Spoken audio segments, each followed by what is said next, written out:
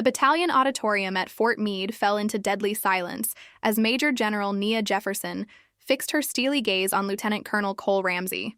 I watched from my seat in the third row, my heart hammering against my ribcage as the scene unfolded like a slow-motion car crash. Ramsey stood tall at the podium, medals glinting under the harsh fluorescent lights, his voice steady and confident. I have been at this installation all week, late nights at my desk. My soldiers can vouch for my presence, he declared, his words measured and rehearsed. Every soldier sat rigid in their seats, believing, or pretending to believe, the words of a man who had led us through deployments and training exercises with unwavering authority. His tone carried the kind of confidence that made even doubt stand. At attention. Then General Jefferson pressed a button on her remote. On the giant screen behind Ramsey appeared a photograph, time-stamped just hours earlier. There he was, boarding at Boston Logan Airport, his uniform exchanged for a tailored navy blazer, his wedding ring glinting under terminal lights. At his side, laughing as if they owned the world, was a young woman none of us recognized, certainly not his wife of 15 years. The collective intake of breath was audible. Ramsey's face drained of color, his carefully constructed facade crumbling before 300 witnesses. In that moment, I heard my sister's voice echo in my head, the whisper that had detonated this whole truth. Tessa, he's flying to Paris right now, with her. And just like that, in front of an entire battalion, the double life of a man who preached honor but lived deceit collapsed under the weight of undeniable evidence. His career, his rank, his image, all slipping away like sand through fingers. My name is Captain Tessa Quinn, Criminal Investigation Division Attaché at Fort Meade, Maryland. My work has always been about details, tracking financial irregularities, examining inconsistencies, preserving truth where others try to bury it. I never expected to be the catalyst for the public downfall of my own commanding officer. 3 weeks earlier, life in the battalion had followed its predictable rhythm. Under Lieutenant Colonel Ramsey, our unit projected strength and perfection. He was the kind of leader who mentioned honor in every formation, who shook hands firmly, who remembered your children's names. To the outside eye, he was the officer you wanted representing the army in front of cameras. To us, he was commanding, polished, untouchable. That particular Tuesday morning began with routine, the kind of ordinary day that gives no warning before it changes your life. I arrived at my office at 06:30, coffee in hand, mentally preparing for the monthly inspections. Scheduled for 0800. My phone buzzed with a text from my sister, Captain Harper Quinn, an Air Force pilot who flew commercial routes during her reserve time. Call when you can. Important. I dialed her number, expecting chit-chat about our mother's upcoming birthday. Hey, what's up? I asked, sorting through paperwork. Are you alone? Harper's voice was tense, nothing like her usual confident tone. I closed my office door. I am now. What's going on? This is going to sound crazy, but is Lieutenant Colonel Ramsey on base today? The question struck me as odd. Yes, we have inspection in 30 minutes. Why? There was a pause, then. That can't be right, Tessa. I'm staring at him right now. He's boarding my flight to Paris with a woman who definitely isn't Melissa. My mind stuttered, trying to process her words. That's impossible. I literally saw him in the parking lot 10 minutes ago. I'm sending you a photo. Right now. My phone pinged. I looked at the image, grainy but unmistakable. The strong jawline, the posture, the distinctive small scar at his temple from a training accident years ago. It was Ramsey, in civilian clothes, hand resting possessively on the lower back of a blonde woman as they boarded a transatlantic flight. This has to be old, I said, even as doubt crept in. It's not. I took it 3 minutes ago. I'm literally watching him settle into first class as we speak. The inspection bell rang, signaling 15 minutes until formation. I have to go, I told her. But keep me updated. Text me when you land. Tessa? Harper's voice dropped lower. Be careful how you handle this. If he's somehow in 2 places at once. She didn't need to finish the thought. If Ramsey was somehow creating alibis sophisticated enough to fool an entire military installation, what else was he capable of? I hung up and walked to the battalion assembly area, my mind racing. Outside, soldiers lined up in perfect formation. And there, striding confidently toward the front, was Lieutenant Colonel Cole Ramsey, or someone who looked exactly like him. He began the inspection with practiced precision, moving down the lines, examining uniforms, asking questions about protocols. When he reached me, his eyes met mine with the same assured authority they always carried. "Captain Quinn, I expect your division's reports by end of day. The ones you've been promising all liar week." "Yes, sir," I replied automatically, studying his face. The same scar, the same cleft in his chin, the same wedding band on his left hand.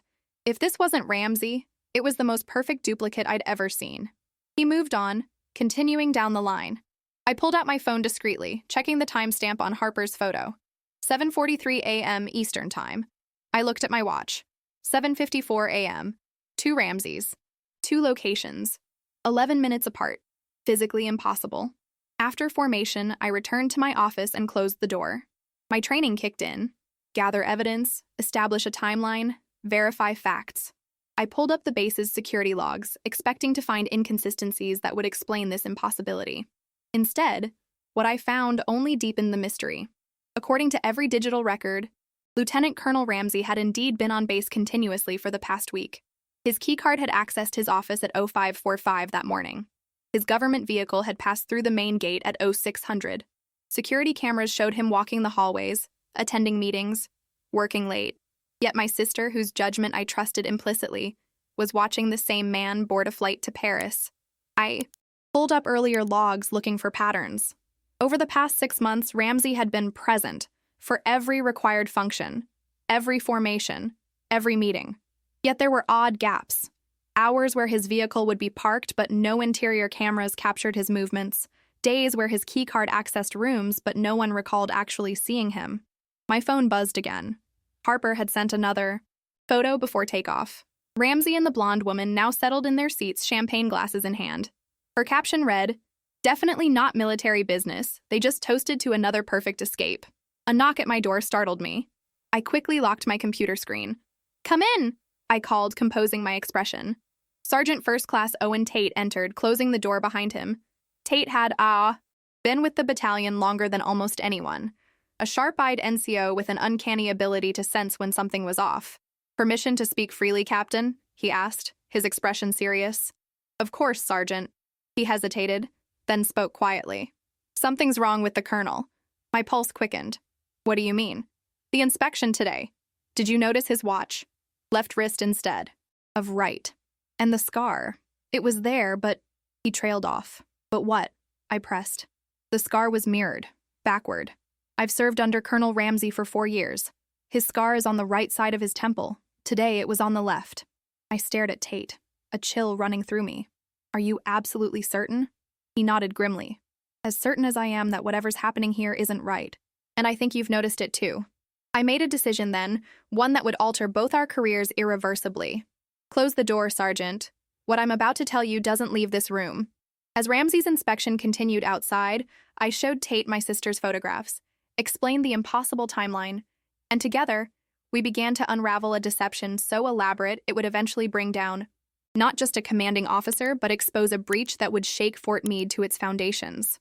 What we didn't know then was how deep the deception went, or how dangerous uncovering it would become. The digital clock on my desk read 22:17 when Sergeant Tate returned to my office, clutching a manila folder. The building had emptied hours ago, leaving us alone with fluorescent lights and the low hum of air conditioning. I'd spent the afternoon reviewing security footage, finding more discrepancies that made my skin crawl. "I think I've found something, Captain," Tate said, spreading photographs across my desk. They were stills from security cameras, all showing Lieutenant Colonel Ramsey in various locations around the base over the past month. "Look at these." He pointed to a series taken 3 weeks prior. "This is the Colonel entering the officers' club at 1935 hours, and this," he slid another photo beside it, "is him simultaneously entering his office in headquarters." I studied the images. Both unmistakably showed Ramsey, down to the way he carried himself. Same clothes, same posture. But watch this. Tate played a video on his tablet. It showed Ramsey walking down the hallway toward his office. At first glance, everything looked normal. But as Tate slowed the footage, I noticed it.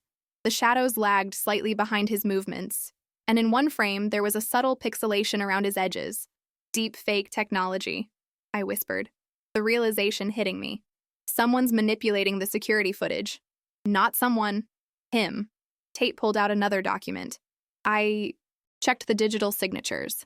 These edits were made using credentials from the colonel's own terminal. My phone buzzed. Harper had landed in Paris. Her text read, "He's gone through customs using a passport in the name David Merrick. Woman is Elise Laurent, French national. They're kissing in baggage claim like they've done this a dozen times before." I showed Tate the message.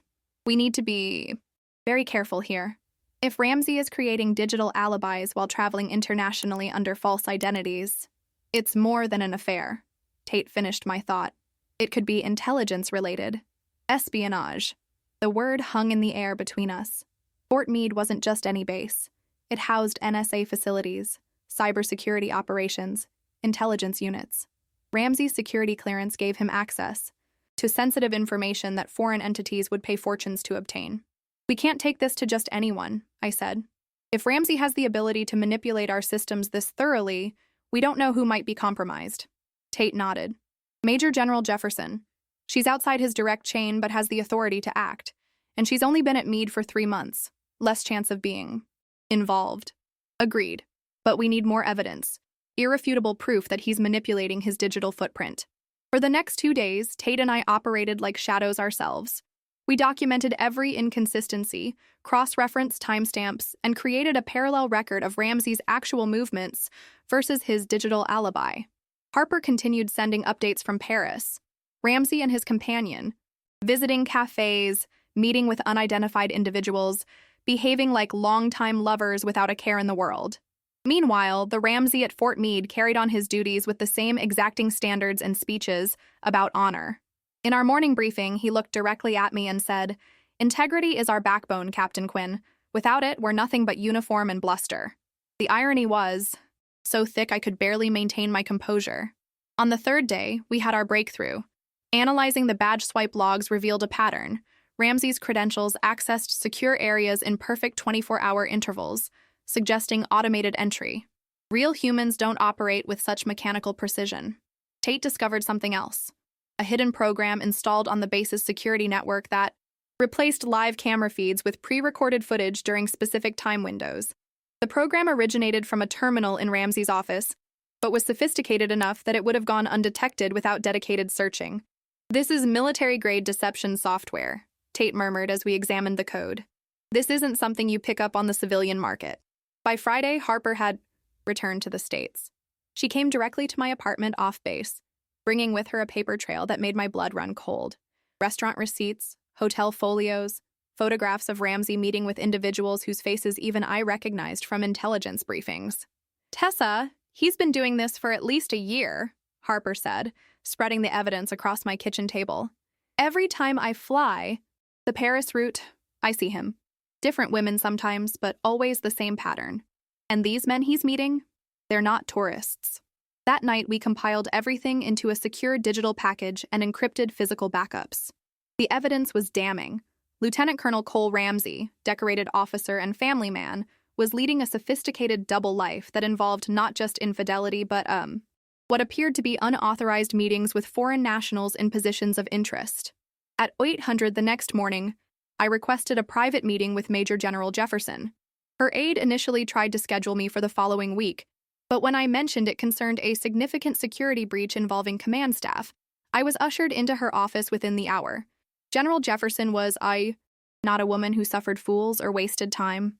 Her office was Spartan, her bearing direct. She motioned for me to sit, then said simply, "Explain." For 20 minutes, I laid out what we had discovered, presenting the evidence methodically. She listened without interruption, her expression unchanging, though I noticed her knuckles whitening as she gripped her pen. When I finished, she was silent for a full minute. Then, "You understand the severity of these accusations, Captain Quinn?" "Yes, ma'am." "And you're willing to stake your career on this?" "With respect, General, I believe it's my duty." She nodded once. "Who else knows about this?" "Just Sergeant First Class Tate and my sister, Captain Harper Quinn, Air Force." "Keep it that way." She stood. "I need 24 hours to verify. Some of this independently. Continue your duties as normal. Speak to no one. Act as if nothing has changed. And if Colonel Ramsey approaches me?" Her eyes hardened. "You're an intelligence officer, Captain. Maintain your cover until I give you further instructions." The next 24 hours were the longest of my career.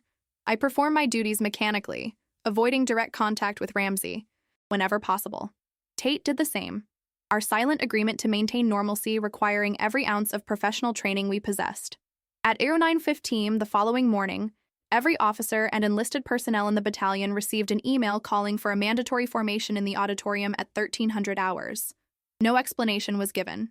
As we filed into the auditorium, the tension was palpable. Ramsey stood at the front, conversing casually with other officers, apparently unaware of what was coming. I caught Tate's eye across the room. His almost imperceptible nod confirmed he felt it too. Something was about to break open. At precisely 1300, Major General Jefferson entered, accompanied by 2 military police officers and a representative from the Inspector General's office whom I recognized from previous investigations. The room snapped to attention. "Be seated," she commanded. Then, addressing Ramsey directly, "Lieutenant Colonel, would you please step forward?" Ramsey approached confidently, his posture perfect, his expression neutral. "Yes, General?" "Colonel Ramsey, for the record, please state your whereabouts for the past week." If he was surprised by the question, he didn't show it. "I've been at Fort Meade, ma'am. At my desk most days until late hours, overseeing the quarterly readiness assessments. My logs will confirm." The general's voice remained calm. "And would you stake your commission on that statement, Colonel?" A flicker of something, uncertainty perhaps, crossed his face before he responded. "Absolutely, ma'am." That was when she pressed the button on her remote, and the photograph appeared on the giant screen behind him. Ramsey boarding at Boston Logan, the timestamp clear, the woman at his side smiling up at him adoringly. The collective shock in the room was electric. As Ramsey turned and saw himself displayed, I witnessed something I never thought I'd see. The complete disintegration of a man's carefully constructed reality in real time. His face went from confusion to recognition to panic in seconds. "This is a mistake," he began. But General Jefferson was already advancing to the next slide. Ramsey in Paris, Ramsey at meetings with flagged persons of interest, Ramsey using credentials that weren't his own. And somewhere in the crushing silence that followed, I realized we were witnessing more than the fall of a single officer. We were seeing the moment when honor stopped being just a word we repeated in ceremonies and became a line in the sand, one that, once crossed, could never be uncrossed. The reckoning had begun. The auditorium remained deadly silent as Lieutenant Colonel Ramsey's carefully constructed facade crumbled before our eyes. His face, usually composed and authoritative, now cycled through expressions of shock, anger, and, most telling, calculation. Even cornered, he was strategizing. "These photos are taken out of context," he finally said, his voice steady despite the circumstances. "I was on authorized leave for a sensitive matter that required discretion." General Jefferson's response was measured but razor-sharp. "Interesting explanation, Colonel. Perhaps you can also explain why your leave paperwork shows no such absence, or why the security logs indicate you were physically present on base during these exact times." Ramsey's eyes darted around the room, briefly meeting mine before focusing back on the general. "There are operational security concerns I'm not at liberty to discuss in this forum. I have already contacted your superiors at the Pentagon," General Jefferson countered. "No covert operations were authorized under your name or authentication codes." She advanced to the next slide, a technical analysis of the base's security system showing the manipulation of digital records. "What we have here is evidence of deliberate falsification of military records, possible identity fraud, and unauthorized meetings with foreign nationals flagged by intelligence services." The evidence continued to mount as the presentation progressed. Each new slide drove another nail into Ramsey's coffin. Sergeant Tate had been thorough, documenting patterns of absence that stretched back over 18 months, all carefully concealed through manipulated security footage and faked badge swipes. Watching from my seat, I felt no satisfaction, only a hollow certainty that we had uncovered something far worse than an affair. The betrayal extended beyond his wife to his country, his oath, and every soldier who had trusted his leadership. When the presentation concluded, General Jefferson addressed the room. "In light of this evidence, effective immediately, Lieutenant Colonel Cole Ramsey is relieved of command pending a full investigation by the Criminal Investigation Division and Counterintelligence Services." The MPs stepped forward, flanking Ramsey. He straightened his uniform jacket, a reflexive gesture that seemed almost poignant in its futility. "Lieutenant Colonel Ramsey, please surrender your credentials and sidearm," one MP instructed, his voice professionally detached. For a moment, I thought Ramsey might resist. Something dangerous flickered in his eyes. Then, with deliberate slowness, he removed his sidearm, ejected the magazine, and handed both over. His credentials followed, placed carefully on the podium as if they were delicate artifacts. "You've made a serious error in judgment, General," he said quietly, though in the silent auditorium, everyone heard. "There are aspects to this situation you don't understand. I understand enough to—" "Know that honor isn't negotiable, Colonel," she replied. "Your actions have compromised this unit and potentially national security. That's all I need to know for now." As the MPs escorted Ramsey from the auditorium, he passed by my row. Our eyes met briefly, and in that moment I saw something that chilled me. Not remorse or shame, but something calculating, almost threatening. It was the look of, a man who wasn't finished. After Ramsey's exit, General Jefferson addressed the battalion. "This situation is now an active investigation. You will be briefed on a need-to-know basis. Until then, operations continue. Major Everett will assume temporary command. Dismissed." As the auditorium emptied, she motioned for Tate and me to remain behind. When we were alone, her professional demeanor softened slightly. "You both took an enormous risk bringing this forward. It was the right call, but I want you to be vigilant. Ramsey has connections we haven't fully mapped yet." "Do you think he was acting alone, ma'am?" Tate asked. The general's expression darkened.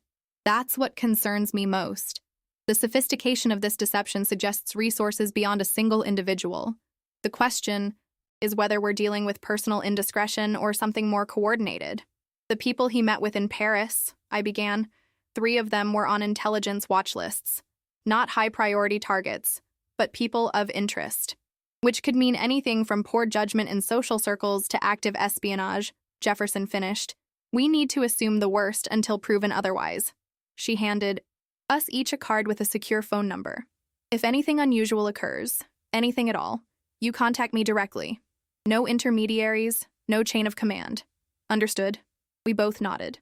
"Captain Quinn, I'd like you to coordinate with counterintelligence on this. Your background makes you uniquely qualified, and you've already demonstrated sound judgment under pressure." "Yes, ma'am."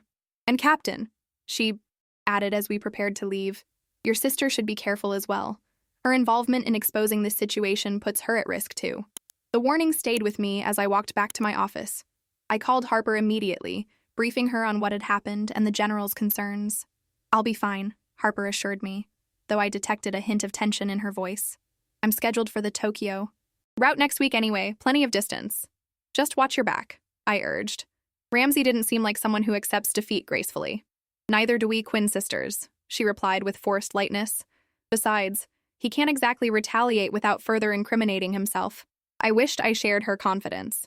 The next few days passed in a blur of briefings, interviews, and evidence. Reviews. Every aspect of Ramsey's digital and physical presence was scrutinized. The investigation expanded beyond Fort Meade, involving intelligence agencies and federal law enforcement. What had begun as a suspicious discrepancy was now a full-blown counterintelligence operation. On Wednesday morning, I arrived at my office to find Sergeant Tate waiting, his expression grim.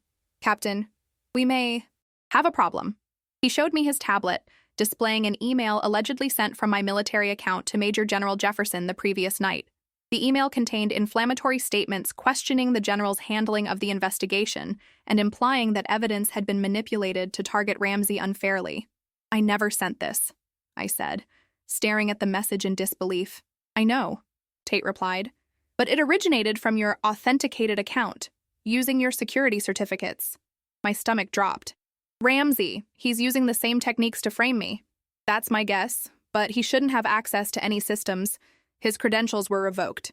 I checked my own account, finding no trace of the sent email in my outbox. He must have backdoor access we haven't identified yet, or accomplices still active on base. We took the evidence directly to General Jefferson, who listened with increasing concern. "This confirms my suspicions that Ramsey wasn't working alone," she said after examining the forged email. "Captain Quinn, I want you to work with cybersecurity to conduct a complete audit of your digital footprint.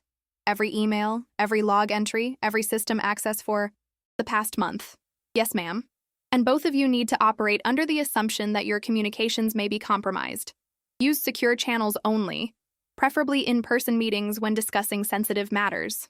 As we left the general's office, Tate spoke quietly. "Captain, there's something else you should know. Last night, someone accessed your personnel file in the system.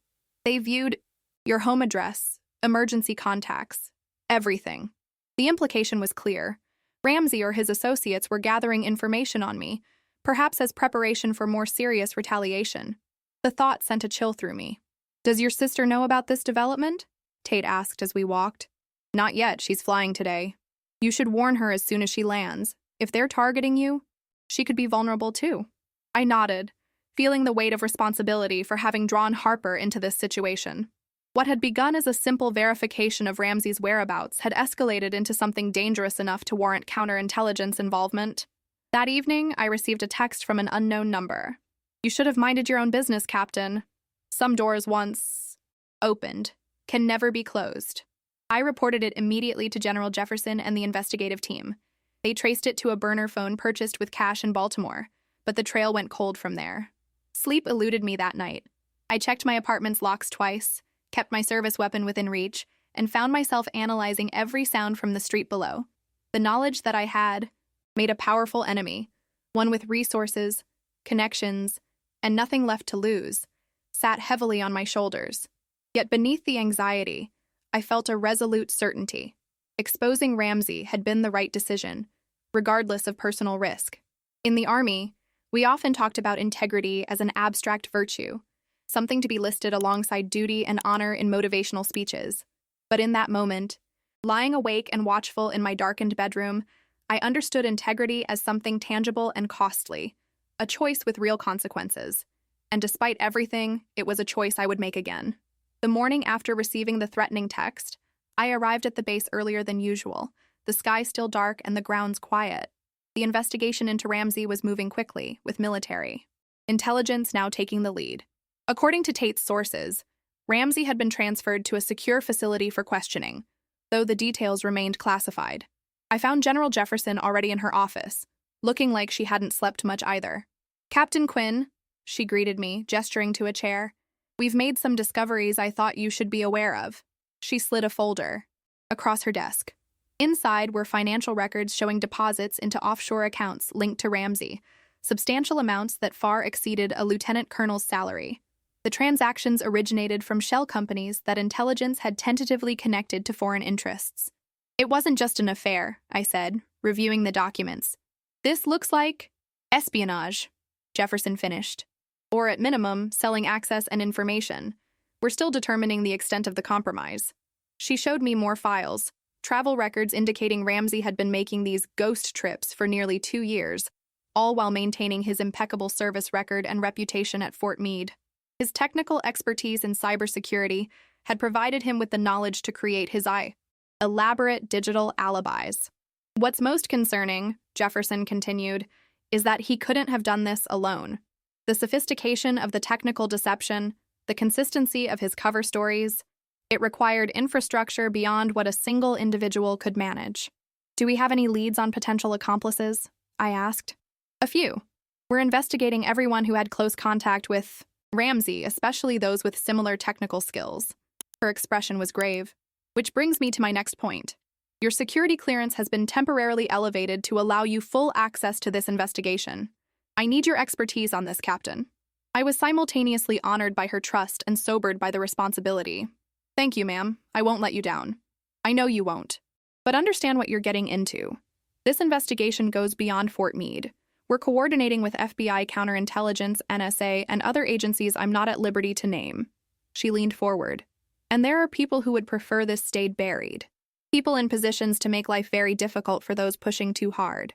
Are you saying we might face internal resistance?" Jefferson's smile was humorless. "Let's just say not everyone appreciates having their security vulnerabilities exposed. Ramsey had friends in high places, people who vouched for him, promoted him, trusted him. Some of them may have been deceived. Others may have been complicit.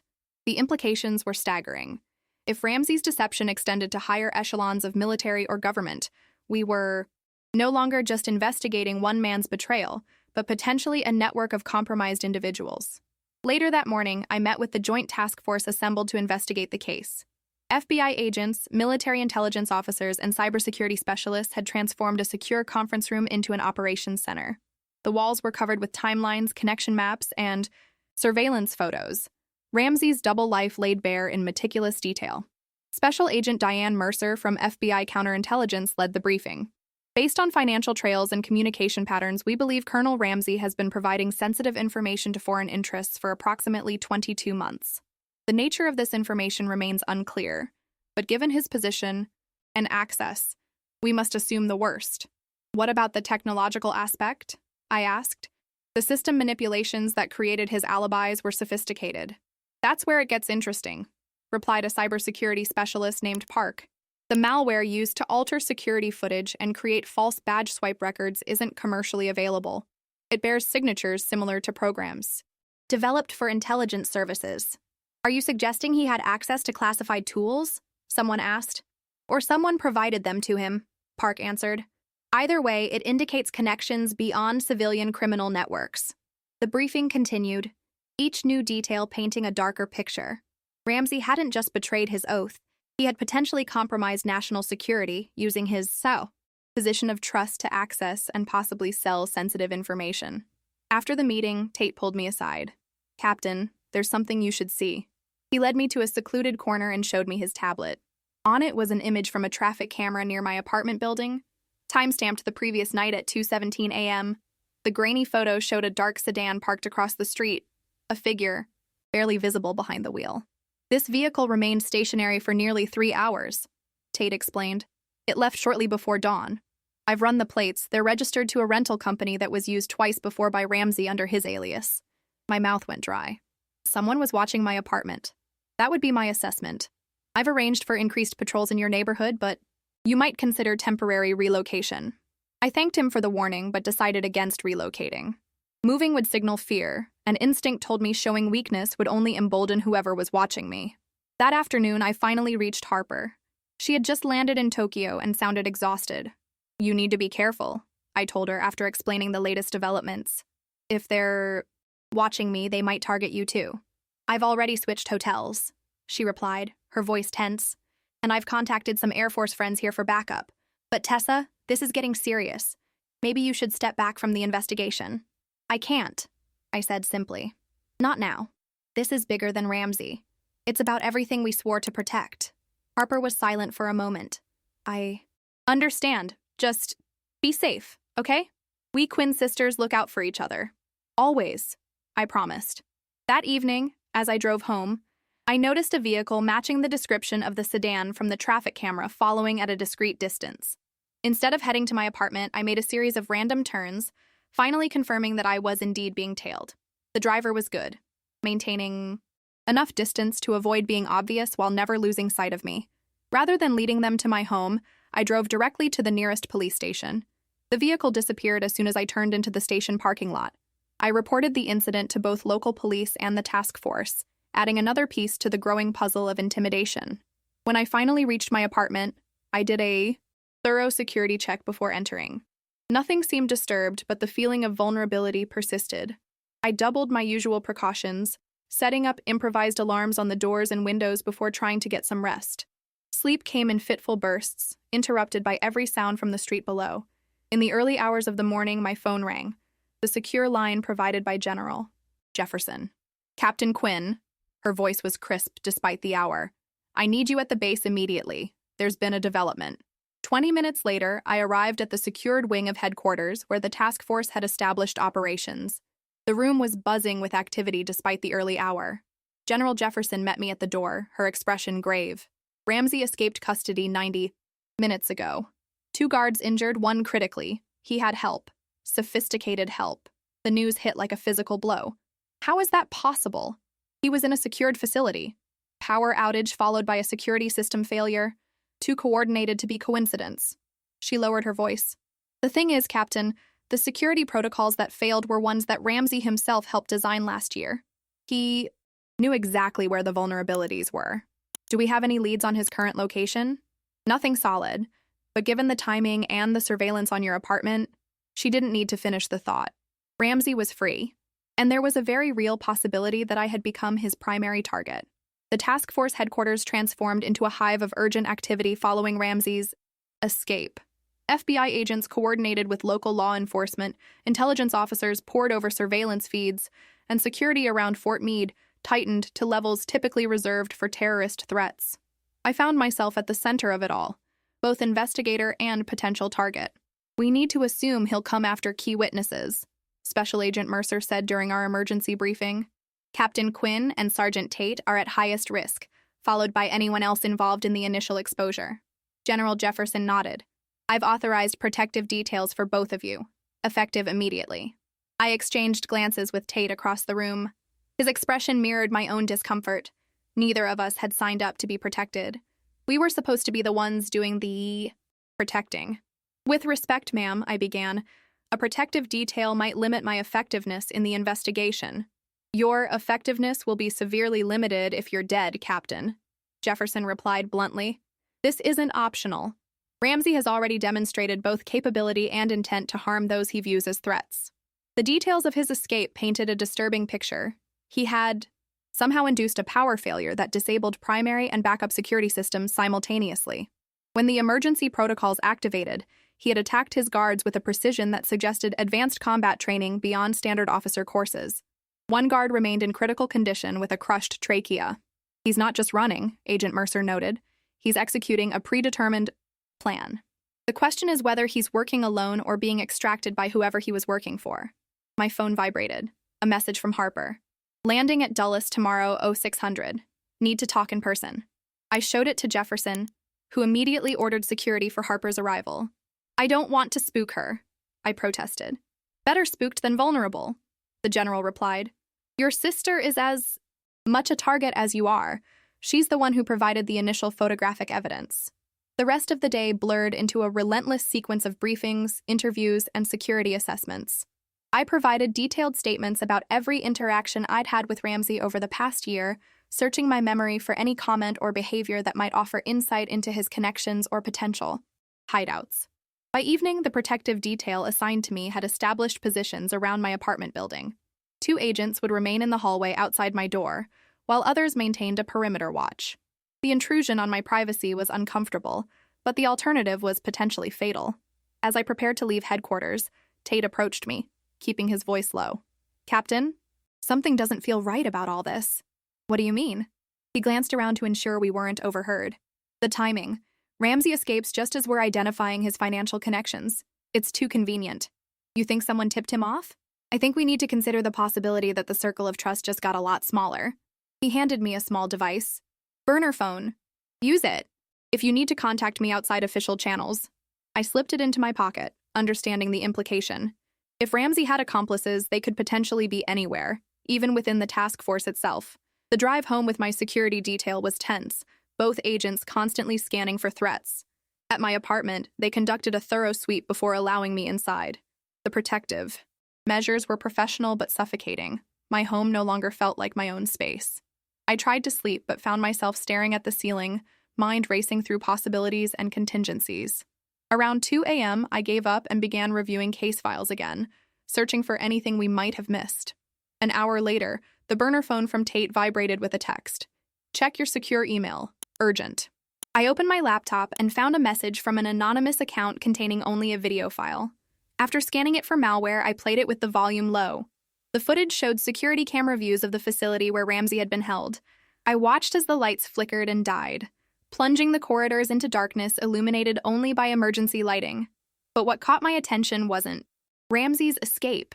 It was a brief glimpse of someone else. Someone who shouldn't have been there. Major Dennis Whitley, the deputy commander who had temporarily replaced Ramsey, was visible in a side corridor just before the power failed. He moved with purpose, accessed a restricted panel, and then disappeared from view. Moments later, the backup systems failed. My blood ran cold. Whitley was on the task force. He had access to everything, our strategies, witness statements, security arrangements. If he was working with Ramsey, we were compromised at the highest level. I immediately called General Jefferson on the secure line, waking her. After explaining what I'd found, she ordered me to stay put until she could arrange secure transport. Trust no one outside this call, Captain, she instructed. Not even your protective detail. I'll handle this personally. 30 minutes later, my burner phone buzzed again. Tate, leave now, back exit, blue sedan waiting. Authentication code Sierra 9 Echo. I grabbed my service weapon and credentials, slipped out through my apartment's rear entrance, and hurried down the fire stairs. Sure enough, A blue sedan idled in the service alley, Tate at the wheel. "We need to move," he said as I slid into the passenger seat. "Whitley just dispatched a special security team to your apartment. Not standard protocol." "Where are we going?" "Secure location. General Jefferson's orders." As we drove through the darkened streets, Tate filled me in on what had transpired after my call to the general. She had ordered a discreet surveillance operation on Whitley, catching him in a coded communication with an unknown contact. Rather than confront him immediately, she had decided to let him operate while monitoring his actions, hoping he would lead them to Ramsey. "But then he made a move toward your location," Tate explained. "The general didn't want to risk it." We arrived at a nondescript hotel on the outskirts of Baltimore. Inside a suite on the top floor, we found General Jefferson with a small team of counterintelligence specialists she personally vouched for. "Captain Quinn," she greeted me grimly, "I believe we've identified the core of our security breach. Major Whitley has been compromised, possibly for longer than Ramsey." She showed me surveillance photos of Whitley meeting with individuals identified as foreign intelligence operatives over the past year. Unlike Ramsey's flamboyant double life, Whitley had been careful, methodical, and nearly invisible. "We think Whitley recruited Ramsey," one of the intelligence officers explained. "He identified vulnerabilities, officers with financial problems, personal issues, or ideological dissatisfaction. Ramsey fit the profile. Distinguished career but passed over. For promotion twice, underwater on his mortgage, and a daughter with medical bills his insurance wouldn't fully cover. The perfect target," I murmured. "Exactly. But Ramsey got sloppy. Started enjoying his double life too much. The women, the travel, the excitement. He took unnecessary risks that eventually exposed them both. And now?" General Jefferson's expression hardened. "Now we use this knowledge to our advantage. We let Whitley think his team found your apartment empty. Let him wonder where you've gone. Meanwhile, we set a trap. Dawn was breaking as we finalized our strategy. Harper would be arriving at Dulles in less than an hour, unknowingly walking into a dangerous situation. I insisted on being part of the team that met her plane. "It's too risky," Jefferson argued. "It's my sister," I countered. "She'll trust me immediately. Any delay in explaining the situation puts her at risk." Eventually, the general relented, assigning a heavily armed escort to accompany me to the airport. As we prepared to leave, she pulled me aside. "Captain Quinn, I want to be clear about something.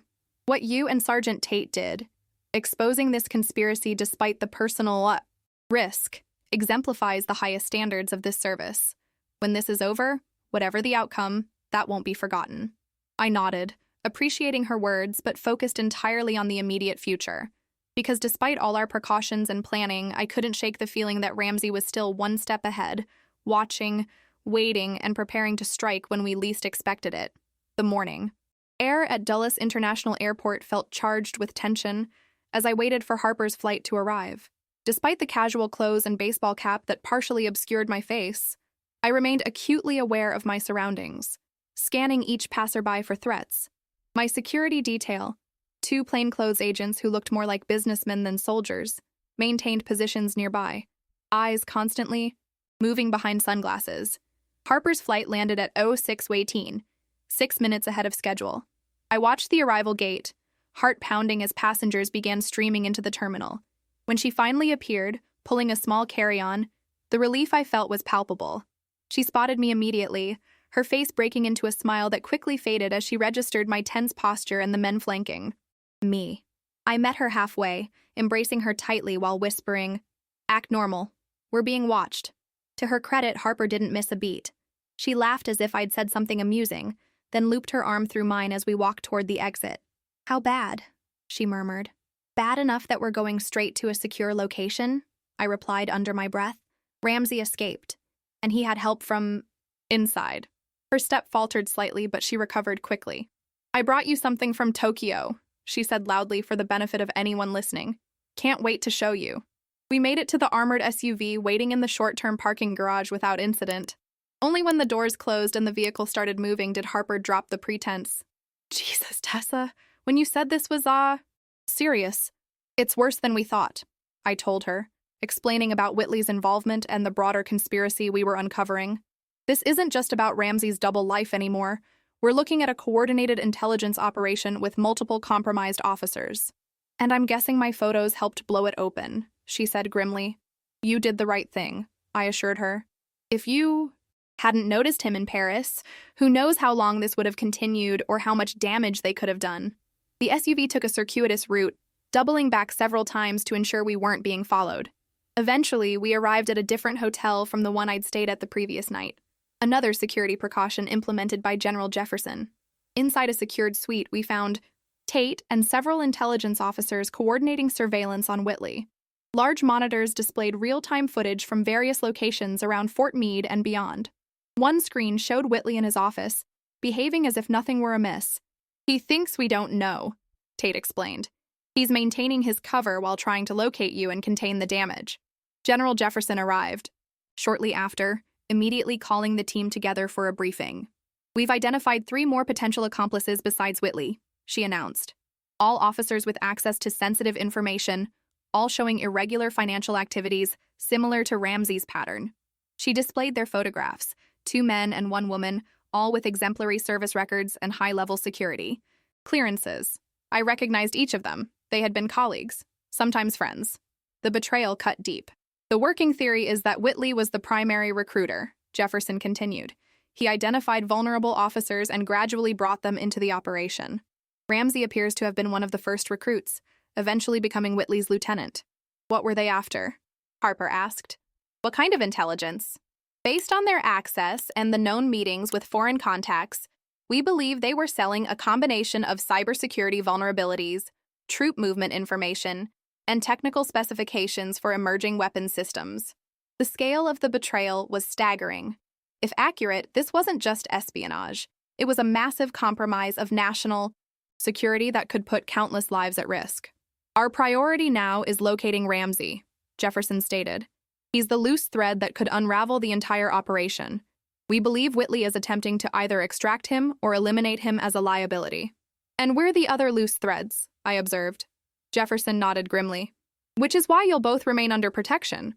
But we also need you as active participants in this operation. Captain Quinn, your sister's identification of Ramsey in Paris was the catalyst for this investigation. Now we need her to help us identify his known associates from her flights." Harper spent the next 2 hours reviewing photographs of passengers and airport personnel from her Paris routes, identifying 7 individuals who had interacted with Ramsey on multiple occasions. Intelligence analysts cross-referenced these individuals against known foreign operatives, finding several matches. By mid-afternoon, we had constructed a comprehensive network diagram of the conspiracy: the handlers, the recruited officers, the cutouts, and the financial pathways. But Ramsey himself remained elusive. "He's gone dark completely," one analyst reported. "No credit card usage, no phone signals, no facial recognition hits on any surveillance networks. He won't stay hidden forever," Tate said. "He'll either try to escape the country or," he glanced at me, "or he'll come after the people who exposed him." I finished. "Let's use that." The idea that formed was dangerous but potentially effective. Use myself as bait to draw Ramsey out. General Jefferson initially rejected the proposal outright, but as the day progressed with no leads on Ramsey's whereabouts, she reluctantly reconsidered. "It would have to be absolutely controlled," she insisted. "No room for error." "I volunteer as well," Harper said firmly. "He knows I took those photos. I'm as much a target as Tessa." The plan we developed was meticulously detailed. Intelligence. Analysts studied Ramsey's psychological profile, identifying likely approaches he might take. Security experts designed a controlled environment where we could appear vulnerable while maintaining overwhelming tactical advantage. Communications specialists established secure channels that couldn't be compromised even if Whitley was monitoring official frequencies. As evening approached, we put the operation in motion. A leaked communication indicated that Harper and I would be moved to a witness protection facility the following morning. The leak was carefully crafted to reach Whitley through channels he thought were secure. "If they're working together, Whitley will pass this information to Ramsey," Jefferson explained. "And if Ramsey is as personally invested in revenge as we believe, he'll make a move tonight." Harper and I were installed in a hotel suite that appeared minimally guarded, but was in fact a carefully constructed trap. Every approach was covered by concealed agents. Every room was monitored. Every scenario had been gamed out with multiple contingency plans. As darkness fell, Harper and I sat in the suite's living room, both wearing concealed transmitters and ballistic vests beneath our casual clothes. The waiting was excruciating. Remember when we were kids? Harper said suddenly, breaking the tense silence. How Dad used to tell us that Quinn women never back down. I smiled despite the circumstances. He'd be proud of us now. Terrified, but proud, she agreed, though I'm not sure this is what he meant when he told us to look out for each other. The hours crept by with no sign of Ramsey. Midnight came and went. The surveillance team reported no unusual activity. Had we miscalculated? Was Ramsey already gone, perhaps already out of the country? At 02:14, all communications suddenly went dead. Our earpieces fell silent. The lights in the suite flickered and died. Harper and I moved instantly to our predetermined positions, weapons drawn. In the darkness, I heard the faintest sound from the balcony door, a sound that wouldn't have registered if we hadn't been on highest alert. Contact, I whispered, the word barely audible. Then everything happened at once. The balcony door exploded inward. Smoke filled the room, and through it came the silhouette I recognized immediately. Ramsey, moving with tactical precision, weapon raised. But we were ready. And this time, he was the one walking into a trap. The world narrowed to a series of crystallized moments as Ramsey burst through the smoke. Even in the chaos, I noted the cold calculation in his eyes. This was not a man running scared, but a predator who believed he was in control. He wore tactical gear, his movements precise and practiced. Behind him, 2 additional figures emerged. From the smoke, hired guns, not military. Their less disciplined postures betrayed them immediately. Harper and I had positioned ourselves on opposite sides of the room, creating a crossfire situation. In the split second before anyone fired, I recognized the faint red dots of laser sights appearing on Ramsey's chest. Our backup was still operational despite the communications blackout. It's over. Colonel, I called out, weapon trained steadily on his center mass. The building is surrounded. Your communications jammer only affected this floor. Ramsey's smile was cold.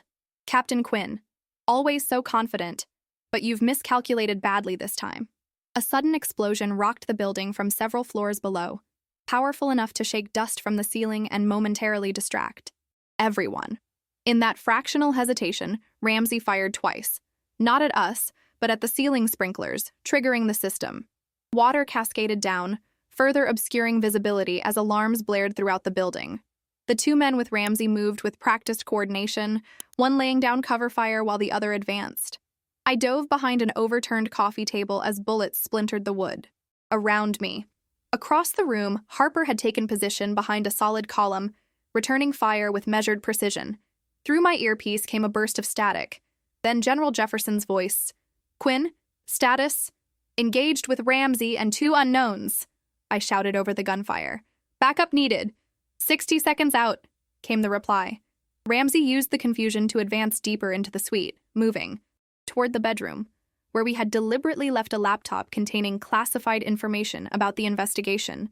It was a carefully crafted lore, containing enough authentic-looking material to be convincing, while revealing nothing of actual value. Harper, he's going for the laptop, I called out. My sister responded instantly, shifting position to cut off Ramsey's path. One of his men moved to intercept her, but she was faster, firing twice. The man went down hard, clutching his shoulder. I engaged the second accomplice, the exchange of gunfire deafeningly loud in the confined space. Through discipline and training, I maintained fire discipline, placing my shots carefully despite the chaos. 2 rounds to center mass, and the second attacker collapsed against the wall, his weapon clattering to the floor. Ramsey had reached the bedroom. I pursued, aware I was potentially walking into an ambush, but unwilling to let him escape again. As I approached the doorway, I heard a crash from inside, the sound of breaking glass. He's going for the window, I shouted, rounding the corner with my weapon raised. Ramsey stood beside the shattered window, the night air whipping the eye curtains around him. The laptop was clutched in his left hand, his sidearm in his right. Outside, a helicopter hovered just beyond the balcony, his extraction plan. Don't move, I commanded, my aim unwavering despite the water streaming down my face from the sprinklers. His eyes met mine, and for an instant, I saw something flicker there. Not fear, but a strange kind of respect. You know, Quinn, in another life, I might have recruited you. You have the instincts. I have integrity, I corrected. Something you traded away. He laughed, a sound devoid of humor. Integrity doesn't pay the bills, Captain. It doesn't advance your career when politics trumps merit. It doesn't save your daughter when insurance denies her treatment. So you betrayed your country? Your oath? The righteous. Anger in my voice was unmistakable. I served a system that betrays its own every day, he countered. I just decided to set my own terms. Behind me, I sensed Harper entering the room, taking up position to my right. Outside, the helicopter edged closer to the building. You won't make it to that helicopter, I stated with absolute certainty. Even if you somehow get past us, there are snipers on the adjacent buildings with orders to prevent any aerial escape. For the first time, doubt flickered across Ramsey's face. He glanced toward the helicopter, then back at us, calculating odds and possibilities. Major Whitley has been arrested, I continued, pressing the advantage. Along with Captains Leland and Petrovich and Major Harris, your entire network is compromised. This news visibly rocked him. His jaw tightened, eyes narrowing as he processed the complete collapse of his operation. It's finished, Colonel, Harper added. The only question now is how this ends for you. The helicopter outside suddenly veered away sharply. Clearly, the pilot had spotted something concerning. Ramsey's final escape route was literally flying away. In that moment, something in him seemed to break. Not surrender exactly, but a recognition of inevitability. He lowered the laptop slightly. You have no idea what you've stumbled into, Quinn, he said, his voice suddenly tired. This goes so much higher than you can imagine. People who would make Whitley look like a mall cop. Then testify, I urged. Cooperate. Make it count for something. He seemed to consider this, the calculation, visible in his eyes. Then, with shocking suddenness, he raised his weapon, not at us, but at the laptop, firing 3 rounds into it. Whatever was on there, you'll never know now, he said with grim satisfaction. What he didn't know was that the laptop had been specially prepared. Bulletproof case, redundant storage, constant cloud backup. His desperate attempt to destroy evidence had accomplished nothing. The task force burst into the suite behind us, boots thundering across the wet floor. Ramsey looked at the doorway, then back at me, his expression unreadable. Your move, Colonel, I said quietly. But make no mistake. One way or another, this ends now. For a heartbeat that seemed to stretch eternally, he stood poised between desperate resistance and surrender. I saw the decision form in his eyes a fraction of a second before he moved, my finger tightening on my trigger in response. But before either of us could act, a single shot rang out from behind me. Ramsey jerked backward, his weapon falling from suddenly nerveless fingers as he slumped against the window frame, a red stain blossoming across his chest. I turned in shock to see Harper, her weapon still extended, smoke curling from the barrel. He was going to fire, she said simply, her voice steady despite the adrenaline coursing through us both. The tactical team swarmed the room, securing Ramsey, who was still alive but severely wounded. As they worked to stabilize him, General Jefferson entered, surveying the scene with grim satisfaction. Well done, captains, she said, addressing both my sister and me. It appears the trap worked exactly as intended. As medics rushed Ramsey out on a stretcher, heading not to a civilian hospital but a secure military medical facility where he would have no opportunity to escape again, I felt a complex mix of emotions. Relief that it was over, determination to see the investigation through to its conclusion, and a deep sadness for what Ramsey had thrown away. His words echoed in my mind. This goes so much higher than you can imagine. As dawn broke over the horizon, I knew our work was far from finished. We had caught the lieutenant, but the generals of this shadow war remained at large. 6 weeks after Ramsey's capture, I stood at attention in Major General Jefferson's office as she reviewed the final report on Operation Shadow Mirror. The investigation had expanded far beyond our initial discovery, uncovering a network of compromised personnel across multiple branches of service and government agencies. Ramsey, recovering from his wound in a secure facility, had eventually agreed to cooperate in exchange for considerations at his court-martial, not immunity, but the possibility of eventual parole. Captain Quinn? Jefferson said, closing the thick folder. I've received word from the Pentagon. Your promotion to major has been approved, effective immediately. I blinked in surprise. Thank you, ma'am. I wasn't expecting. You weren't expecting to be rewarded for doing your duty. She finished with a rare smile. That's precisely why you deserve it. Your sister has also received a commendation from the Air Force, though I understand she's decided to remain in her current position.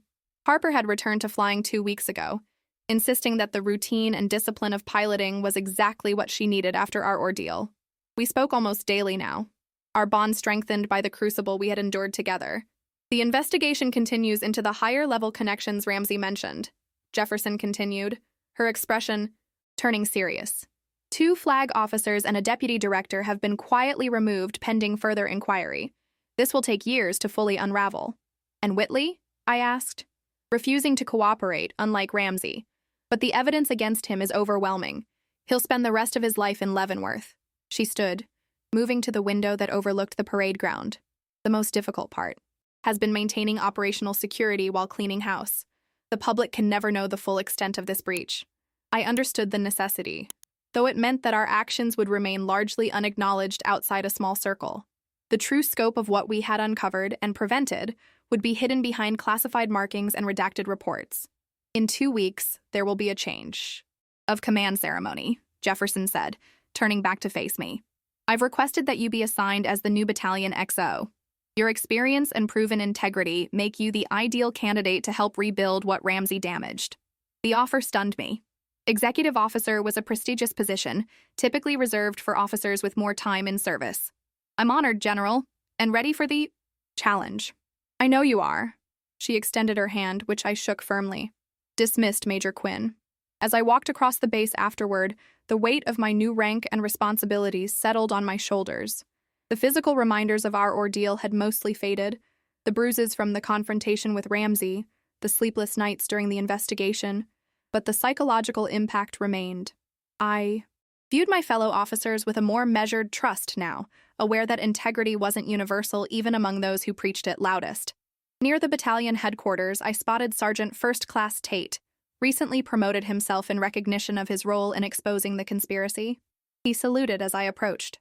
Congratulations, ma'am, he said, noting the new rank on my uniform. Well deserved. You too, First Sergeant, I replied. How's the battalion adapting? Better than expected. Turns out Ramsey's fall was clarifying for a lot of people. Made them examine what honor actually means versus just talking about it. We walked together toward the building, discussing the practical aspects of rebuilding unit cohesion and trust. The afternoon sun glinted off the windows, reminding me of that moment in the auditorium when truth had shattered Ramsey's carefully constructed facade. Did you ever imagine it would go this far when your sister first called? Tate asked. I considered the question. I knew something was wrong, but the scale of it? No. I just knew I couldn't look away once I saw the discrepancy. Most would have, he observed. Easier to ignore problems than confront them, especially when they involve superior officers. Maybe, I conceded. But then we wouldn't be able to look at ourselves in the mirror. And that's a price too high to pay for an easy path. Later that evening, I called Harper from my new quarters, larger now to reflect my promotion. She answered from a hotel room in Frankfurt between flights. Major Quinn? She greeted me, her smile evident in her voice. How does it feel? Surreal, I admitted. But right, somehow. Like finding true north after being disoriented. Dad would be bursting with pride, she said softly. 2 Quinn daughters, both carrying on his legacy in different uniforms. Our father, a career Army officer who had died 5 years earlier, had instilled in us an unwavering sense of duty and honor, not as abstract concepts to be invoked in speeches, but as daily practices that defined who you were when no one was watching. I've been thinking about him a lot lately, I told her, about something he used to say, that honor isn't the absence of mistakes, but the refusal to live with lies. Sounds like Dad, Harper agreed. Simple wisdom that cuts through the noise. We talked for nearly an hour, sharing updates on our lives and processing the experience we had shared. Before ending the call, Harper grew serious. Are you really okay, Tessa? With everything that happened? I considered the question carefully. I am. Not unchanged, but okay. Stronger in some ways, more cautious in others. I paused. I believe we did the right thing, no matter how difficult it was. No regrets then? Not about exposing the truth.